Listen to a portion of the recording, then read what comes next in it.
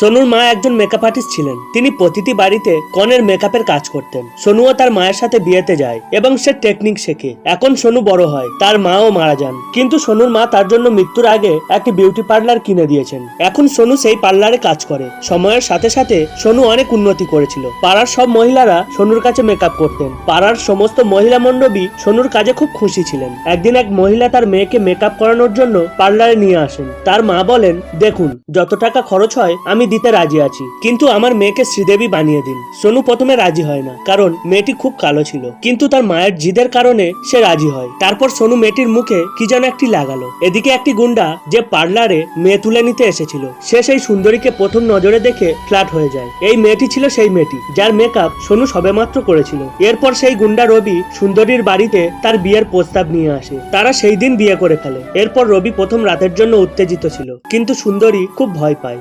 এরপর কি হবে দেখতে চাইলে ভিডিওতে লাইক করুন, চ্যানেলকে সাবস্ক্রাইব করে রাখুন এবং কমেন্টে নেক্সট পার্ট লিখুন।